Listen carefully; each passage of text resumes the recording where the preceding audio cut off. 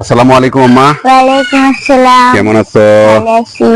আচ্ছা আম্মা, কি যেন বলছিলা, বলো। মাম্মা পড়াশোনা করে অনেকে বলে কি চুরি হয়েছে, আর আর আর ওই চুরগুলো কারা? আমার পছন্দ হয়েছে যে পড়াশোনা করার পরে, হ্যাঁ, মানে চাকরি করে যারা অথবা অন্য কাজ করে যারা, তাদেরকে অনেকেই বলে, গ্রামের মানুষ বলে যে পড়াশোনা করার পরে সে মানুষ হয় নাই, সে একটা চুর হয়েছে, সে একটা খারাপ হয়েছে। হ্যাঁ, ওরা খারাপ। আমি তোমাকে কিছু উদাহরণ দিই। তুমি দেখবে পড়াশোনা করার পরে যে মানুষ প্রথমে কি টার্গেট থাকে, একটা চাকরি করবে। হ্যাঁ, চাকরি করো, ধরো সরকারি চাকরি কথা বলে, বেসরকারি চাকরি তো থাকে, বেসরকারি চাকরিতে চুর তো সব জায়গায়। চুর মসজিদে গেলে চুরি করবে, এটা এটা তো বংশ পরম্পরায় একটা থাকে না, যে আমরা চুর বংশ পরম্পরায়, ফকির বংশ পরম্পরায় থাকি। এই চুরগুলো হচ্ছে, আমরা তোমার বলি, ধরো তার বেতন, ধরো বেসিক তার বেতন ধরো তোমার 50,000 টাকা। হ্যাঁ, 50,000 টাকা যদি সে বেতন পায়, সে সব মিলে বেসিক মিলে 60-70,000 টাকা সে পায়। তার যদি মনে করো সে বিবাহিত থাকে, অথবা বিবাহিত তো থাকবে অবশ্যই, তার চাকরি করে, তার যদি একটা কি দুটো বাচ্চা থাকে, তার যদি বাসা ভাড়া থাকে, হ্যাঁ, সরকারি কোয়ার্টার হচ্ছে আলাদা জিনিস। সরকারি কোয়ার্টার হলে সরকারি থেকে একটা টাকা কাটে নেয় বেতন থেকে, রেশন যে দেয় ওইখান থেকে একটা টাকা কাটে নেয়। সরকারি কিন্তু ফ্রিতে কোনো কিছু দেয় না, কম টাকা নেয়, টাকা কিন্তু টিকিয়ে নেয়, কম টাকা নেয়। এখন ধরো সে 50,000 টাকা না, ধরো 70,000 টাকা সে বেতন পায়। সে 4 বছর পর, 5 বছর পর দেখবা সে একটা 20 লাখ টাকা দেয়, 40 লাখ টাকা দেয়, সে একটা গাড়ি কিনছে। হ্যাঁ, 20 লাখ টাকা দেয় অথবা 40 লাখ টাকা দেয় একটা গাড়ি কিনছে। একটা কথা শোনা, পড়াশোনা করে যে গাড়ি ঘোড়া চড়ে সে, পড়াশোনা করে যে বড় সুর হয় সে। কারণ কি তোমাকে বলি, মানে পড়াশোনা, অনেক পড়াশোনা যারা করছে, ধরো তোমার এই যে চাকরিটা নিচ্ছে, ধরো 40,000 টাকা, ধরো 70,000 টাকা তার বেতন পায়। 40 লাখ টাকা, 30 লাখ না 40 লাখ টাকা দিয়ে সে একটা গাড়ি কিনছে। সে বাসার খরচ, তার বউয়ের খরচ, তার পরিবারের খরচ, তার বাপ মা ছাত্র স্কুলে পড়াশোনা করার পরে 70,000 টাকাতে তো তার সংসারই চলার কথা না, সংসার চলার কথা। সে দেখবা যে 4 বছরের মধ্যে সে বাড়ি কিনে ফেলাইছে, ফ্ল্যাট কিনে ফেলাইছে, 40 লাখ টাকা গাড়ি কিনে ফেলাইছে। হ্যাঁ, মনে করো যে তার অবস্থা বেতন 70,000 টাকা, সে মাসে কামাচ্ছে তোমার 70 লাখ টাকা। ঠিক আছে, ওদেরকে বলে শিক্ষিত চোর। হ্যাঁ, যারা আমরা রাত্রে দেখবা গ্রামে যারা চুরি করতো, যারা মনে করো যে ধান কেটে নিয়ে যাইতো, কাঁঠাল হয়েছে কাঁঠাল চুরি করে নিয়ে যায়, তারপর ধরো গরু চুরি করে নিয়ে যায়, ওরা কিন্তু এইসব করতে পারে না। 10 মিলে একটা চুরি করলে সব মিলায় ধরো সারা মাস চুরি করার পরে মনে করো 2 লাখ টাকা পায়, 10 জনে ভাগ করে নেয় 10,000 20,000 টাকা করে পায়। আর এই শিক্ষিত চুর যারা, যাদেরকে শিক্ষিত চুর বলা হয়েছে, ওরা ঘুষখোর আর কি, সাধারণত ঘুষখোর সুদখোর যারা, মানে ঘুষখোর যারা, সুদখোরটা আলাদা, যারা সুদ যে খায় এরা হচ্ছে টাকা লাগায়। সুদখোরটা হচ্ছে যারা টাকা 1,000 টাকা তোমাকে দাঁত দিছে, 15 দিন পরে তোমাকে এন থেকে তোমার এই 1200 টাকা অথবা 500 টাকা সে লাভ দিবে, এদের বলে সুদখোর।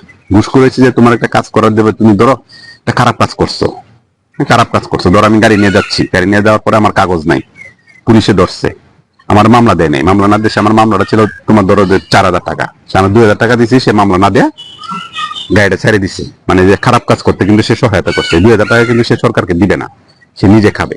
এটাকে বলে ঘুষখোর, মানে সুদখোর, মানে ঘুষখোর আর কি, মানে এটা একটা চোর, শিক্ষিত চোর। আর যে মনে করলাম যে গাড়ি কিনলো, যে কথা বললাম না যে 70,000 গাড়ি কিনলো কিনছে, হ্যাঁ, এরকম সবাই দেখো যে তোমার পরিচিত এরকম অনেকে আছে, আছে না? সে বেতন পায় ধরো 1 লাখ টাকা, হ্যাঁ, সে মাসে খরচ করে 6 লাখ টাকা, সে মাসে খরচ করে 10 লাখ টাকা, মানুষের দান করে, সে মসজিদে যায়, হ্যাঁ, নামাজ পড়ে, হজ করে, সবকিছু করে। হ্যাঁ, তুমি 1 লাখ টাকা ইনকাম করে তুমি এত কিছু করো কেমনে? মনে করো যে উপরি ইনকাম আছে, বলে যে উপরি ইনকাম বলতে কি, চুরি। মানে একজনে করে যে গরু রাত্রে চুরি করে, আর ওরা কি করে, যে ফাইল, মনে করে একটা কাজ করতে তুমি গেছো, নর্মাল একটা মানুষের কাছে তুমি কাজ করতে গেছো, কাজ করে বলতেছো যে আমার এই কাজটা করে দেন, সে বলছে যে বলবে যে এটা সমস্যা, এটা সমস্যা, আমাকে আপনি 50,000 টাকা দেন, অত 1 লাখ টাকা দেন, ধরো 10 লাখ টাকার কাজ, 1 লাখ টাকা দেন, আমি কাজটা আপনি করে দিচ্ছি। মানে কাজটা হোক, খারাপ হোক আর ভালো হোক, যাও, যদি টাকা না দেয় তাহলে সে কাজটা করে দিবে না। আমি তাকে ঘুষ দিলে তাহলে সে কাজটা করে দিবে, তাকে বলে শিক্ষিত চোর। হ্যাঁ, তখন মানুষ গ্রামে যখন যারা যারা ইমানদার থাকে, গ্রামের মানুষ সব ইমানদার থাকে, ইমানদার মানুষ যারা ইমানদার যারা, তারা বলবে, তারা কি বলে, যে পড়াশোনা করার পর সে মানুষ হয় না, সে একটা বড় চুর হয়েছে, শিক্ষিত চুর হয়েছে, মনে মনে বলে। কিন্তু সামনে পড়লে কিন্তু সালাম দেয়, সালাম আলাইকুম, আসসালামু আলাইকুম করে সালাম দেয়, মনে মনে কিন্তু গালি দেয়, বলে চুর ইঙ্গিত বলে গালি দেয়, কিন্তু গালি দেয় কিন্তু তোমাকে সালামটা দেয়। কারণ কি, এটা কিন্তু সম্মানের সালাম না। আমি বলতে পারো যে টাকা থাকলে সম্মানের দরকার নাই, হ্যাঁ, টাকাই সম্মান, টাকাই আইসি।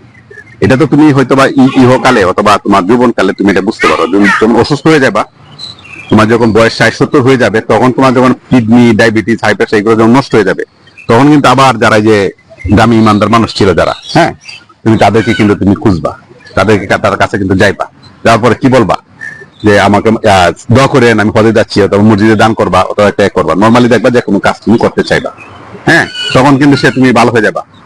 হ্যাঁ, দেখবা যে তুমি নর্মালি যে আল্লাহ আকবার, আল্লাহ আকবার, সুবহানাল্লাহ করবা, তুমি দান কারাত করবা, হজ করবা, প্রতি বছর একবার উমরা করবা, এই করবা, মানে আগে চুরি করছে টাকা, চুরি করে টাকা জমাইছো, জমায় জমায় তুমি হজ করবা, মানুষের দান করবা বিকালবেলা।